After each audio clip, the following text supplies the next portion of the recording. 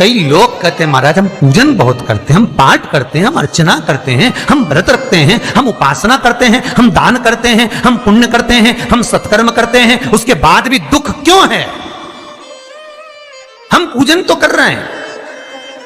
आपके पेट में दर्द हुआ, मान लो आपके सिर में दर्द हुआ, अब सिर में दर्द हुआ तो आपने गोली तो खाई, एनासिन भी खाई, क्रोसिन भी खाई, डिस्प्रिन भी खाई, कॉम्बिफ्लेम भी खाई, ना जाने कहां की गोलियां खा गए। सिर में दर्द था और 4-5 तरह की गोली खा गए।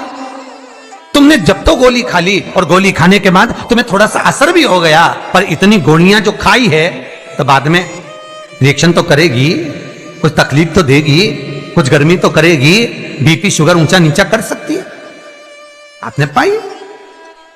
उसी तरह मंत्र, माला, पाठ, जप, अनुष्ठान फल कब देते हैं और फल कब नहीं देते, ये शिव महापुराण की उमा संहिता कह रही है। शिव महापुराण का उमा खंड, पार्वती खंड को अच्छे से पढ़िए तो उसमें बताया है, उसमें वर्णन किया है। हम पाठ करने बैठे, इतनी बड़ी पोथी लेके लोग बैठ जाते हैं, पहले राम रक्षा स्तोत्र पढ़ लिए, फिर ये पढ़ लिए, गीता जी का अध्याय पढ़ लिया, ये पढ़ लिया, ये चालीसा, दुर्गा चालीसा, शिव चालीसा, तांडव, ये मंत्र जप लो, वो मंत्र जप लो, फिर कोई महाराज बता गया वो मंत्र जप लो, फिर कोई महाराज बता गया वो मंत्र जप लो, ये वाला देवता ला के अलमारी में रख लो। इतनी बड़ी पूजन की अलमारी, बस इतनी बड़ी, ज्यादा से ज्यादा होगी तो इतना बड़ा पूजन का घर, कमरा, उसमें इतना सारा देवता। रामेश्वर गई तो उनको ले आई, जगन्नाथ जी गई तो उनको ले आई, द्वारका गई तो उनको ले आई, वृंदावन गई तो उनको ले आई, महाकालेश्वर गई तो उनको ले आई, सारा देवी देवता वहीं बैठा, पितृदेव, ये देव, कुल देवी, शंख देव, घंटी देव, दिया देव, सब उसी में, गणेश जी, शंकर जी, हनुमान जी, राम जी, सब भरा पड़ा। और पूजन करने सुबह से आई, सुबह से इतनी सी शक्कर लाई कटोरी में, इतनी सी शक्कर कटोरी में, भगवान को नहला धुला के कटोरी धर दी। इतनी बड़ी अलमारी में सारा देवता ऐसा कसा कसाया बैठा है, सारा देवता। और तीर्थ करने फिर गई तो गणेश जी शंकर भगवान से बोले पिताजी फिर जा रही है। शंकर भगवान बोले बेटा खसक के बैठो, फिर पकड़ के लाएगी किसी को। खसक के बैठी, फिर लाएगी किसी, फिर ले आई, फिर रख दिया। पूजन करने आई, कलश रख दिया, मंदिर में ढुल गया, भगवान पूरा गीला हो गया। गणेश जी शंकर जी से बोले पिताजी पूरा गीला करके चली गई। शंकर भगवान बोले बेटा तो कल ही आएगी, दिया लगा के गई, अब तो गीले में बैठो, अब नहीं आने वाली, कल। बहुत ध्यान देना साहब, इस कथा को आपके ऊपर लेकर समझाया जा रहा है, क्योंकि शिव महापुराण की कथा कहती है कि आप जो मंत्र जप रहे हो, आप जो माला जप रहे हो, आप जो साधना कर रहे हो, आप जो पाठ कर रहे हो, वो आप पर असर कर रहा है कि नहीं कर रहा है, वो आपको समझना है। राम रक्षा स्तोत्र का पाठ करो तो पहले हनुमान चालीसा पढ़ो, फिर राम रक्षा स्तोत्र करो। शिव चालीसा, दुर्गा चालीसा, गणेश चालीसा, हनुमान चालीसा, गायत्री चालीसा, इन 4-5 चालीसा को एक साथ कभी नहीं पढ़ना। एक चालीसा यदि आपने पढ़ ली है शुरू में, तो पाठ पूरा होने के बाद जब उठने की तैयारी हो तब दूसरी चालीसा पढ़ दो, बाकी की चालीसा भले आप बाद में पढ़ दो, पर एक साथ 4 चालीसा का पाठ नहीं होना चाहिए। महाराज पाठ करने बैठे हो, किसी एक मंत्र की माला जप रहे हो, ओम नमः भगवते वासुदेवाय जपा, या शंकर जी का मंत्र जपा, या गुरु का मंत्र जपा, या ये मंत्र जपा, या वो मंत्र जपा, उस मंत्र को जपने में बीच में कुछ गैप होना चाहिए।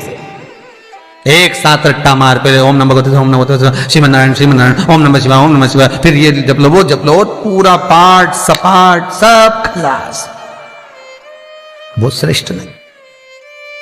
कुछ देरी की कोई वस्तु, कोई भोजन आप बनाकर लेकर गए हो, कोई पकवान आप बनाकर लेकर गए हो, कोई फल लेकर गए हो, यदि शिवलिंग पर वो पकवान, वो मिठाई, वो फल टच हो गया तो वो खाने के योग्य नहीं रहता, वो घर पर लेकर मत आना, मंदिर में ही छोड़कर।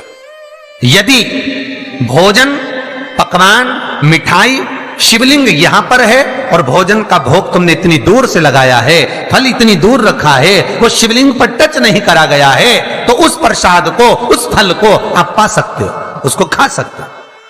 पर जो शिवलिंग पर टच हो गया, फिर वो केवल नंदी, श्रृंगी, भृंगी, प्रेतों का, भूतों का, आहूतों का भाग होता है। प्रेत भूत आहूतों का भाग, वो फिर खाने योग्य नहीं है। हां, यदि नर्मदेश्वर महादेव हैं, नर्मदा जी के जल से कोई शिवलिंग प्रकट हुआ है, नर्मदा जी के जल से, कोई कंकर से, नर्मदा के जल से अगर कोई शिवलिंग प्रकट हुआ है, उस शिवलिंग की स्थापना कहीं पर है या आपके घर में है, तो उसको कुछ भी टच हो जाए वो पा सकते हो, पर बाकी के शिवलिंग को स्पर्श किया हुआ नहीं पा सकते। केवल एक नर्मदेश्वर महादेव नर्मदा के जल से प्रकट हुए। कई लोग पूछते हैं ये सांप है कौन, ये सर्प है कौन, तो उसको बताओ, ये भगवान शंकर के गले में जो एक सांप पड़ा हुआ है, ये भगवान विष्णु हैं। और शंकर भगवान के सिर पर जो जटा में सांप दिखता है, वो हाथ में सांप बंधे रहते हैं, वो दो हाथों में, कमर पर, सिर पर, केशों पर जो सांप 5 नजर आते हैं, वो तो बताओ, ये शंकर भगवान की 5 लड़कियां हैं, जया, विषहरा, शामली बारी, दो तली और देव। ये 5 लड़कियां भगवान शंकर के इर्द गिर्द घूमती हैं, आसपास भ्रमण करती हैं। सभी ये शिव की बेटियां भगवान शंकर के साथ भ्रमण करती हैं। 5 जया, विषहरा, शामली बारी, दो तली और देव, ये जो 5 पुत्रियां थी शंकर भगवान की, ये वासुकी को दी गई थी महाराज, क्योंकि ये सर्प की योनि में थी, इसलिए ये वासुकी नाग को प्रदान करी गई थी। वासुकी नाग कौन सा? जिसने मंथन कराया। वासुकी नाग कौन सा?